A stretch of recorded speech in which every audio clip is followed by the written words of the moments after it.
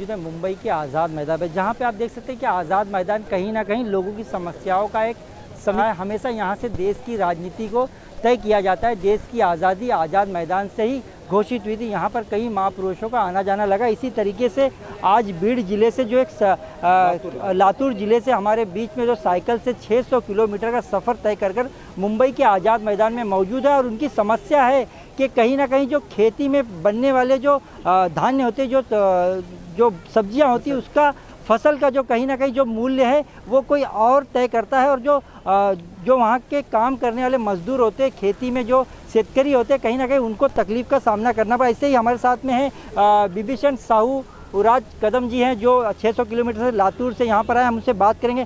साहब, आपका नाम बताइए और कहाँ से आए हैं और क्या समस्या है आपकी? सर, मैं लातूर जिला औसा तालुका बिरवली गांव है मेरा। उस गांव से मुंबई 600 किलोमीटर रहती है। मैं पैदल यहाँ आज़ाद मैदान पे आया है। तो क्या समस्या क्या है आपकी? खेती और सामाजिक समस्या। खेती की क्या समस्या, आप पूरा विस्तार में खेती में कैसा है, अपना देश जो है वो कृषि प्रधान देश है, लेकिन आज इस वक्त राजकारण प्रधान देश बन गया है। इसलिए मैं जो खेती है वो खेती को पूरा ध्यान नहीं है सरकार का। खेती का नुकसान ज़्यादा आसमान ने क्यों क्लाइमेट ने बर्बाद नहीं किया। जो ये सरकार के धोरण है और बाज़ार हुक्मी बाज़ारपेट बाहरी हुक्मी बाज़ारपेट बाहर के कंपनियों के लिए मार्केट बना दिया है और उससे खेती का नुकसान हो रहा है।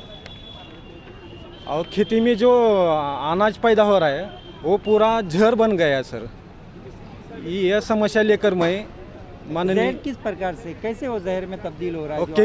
केमिकल फवारनी और रासायनिक खत, इसी के लिए जो खेती का सामू रहता है, पोत रहता है, कस रहता है, वो खराब हो गया। और शेतकऱ्याचा मित्र म्हणून गांडुळाला ओळखलं जातं आहे। ह्यांची संख्या कमी झाली, मधमाशा दिसना गेले त्या, म्हणजे शहद नहीं मिल रहा है। तो आप किस तरीके की खाद चाहते हैं सरकार से, या किस तरीके की आप केमिकल ना छिड़क जाए? किसानों का जो पशुधन था वो पशुधन कम हो गया है, वो बढ़ाना चाहिए। देशी पशुधन जो है वो बढ़ाना चाहिए सरकार ने। लेकिन अभी की जो सरकार है, एकनाथ शिंदे सरकार है, बीजेपी की सरकार है, यहाँ पर उन्होंने कहा है कि हम किसानों के लिए बहुत राहत का जो निर्णय है वो लिया है। उन्होंने मदद हमेशा पहुँच रही है किसानों तक, जिस तरीके से वो कहते हैं। बोले थे, अभी आए हैं उन्होंने, अभी आए हैं वो उस फिर पहले आश्वासन दिए है उन्होंने। जो ज़मीन पे जो काम होना चाहिए वो नहीं हो रहा है, इसलिए मैं समस्या मानने के लिए। लोगों की समस्या है और आप अकेले लातूर से मुंबई का सफ़र पैदल तय किए। समस्या देखो पूरे वर्ल्ड की है, अन्न सुरक्षा के मतलब जानकारी में पूरे वर्ल्ड की है, इसलिए अन्न सुरक्षा में बदलाव लाना चाहिए। तो आप सरकार से क्या मांग करना चाहते हैं, क्या मांग है आपकी सरकार से? जो अभी फसल निकल रही है ना खेतों में, वो एक सुरी है, एक पिकी है। जैसे कि गन्ना है, और गन्ने से क्या हो रहा है मालूम है, ज़्यादा खाद डाल रहे हैं अनाज उगाने के लिए, और उससे क्या हो रहा है, सिर्फ कारखानदार जो है उनका भला हो रहा है, किसानों का कुछ नहीं भला हो रहा है। तो सरकार से क्या चाहते हैं आप?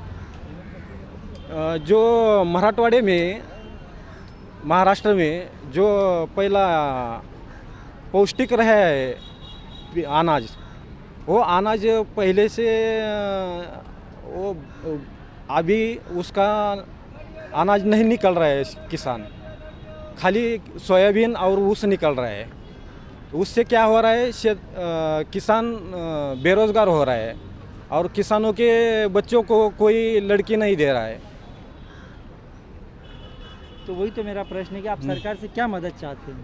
वही जो अनाज पैदा करना है, वो अनाज ऐसा पैदा करना चाहिए कि 10% चारा पिक 20% कडधान्य पिकं, 20% तेलवर्गीय पिकं, 20% डाळवर्गीय पिकं और 30% कमर्शियल पिकं। और जो स्वस्थ धान्य दुकान है, राशन बोलते हैं उसको, और राशन में ज्वारी, बाजरी, नाचनी ऐसे फसल को स्वस्थ धान्य में लाना चाहिए। अगर आपकी ये मांग पूरी नहीं तो आप कब तक यहाँ पर उपोषण पे बैठे रहेंगे? नहीं, मेरे को सीएम साहब को मिलने का है, उनको जानकारी देना है ये, इसलिए मैं जब तक मेरी ये नहीं होती, मीटिंग नहीं होती, तब तक मैं यहाँ। कितना दिन हुआ आपको यहाँ?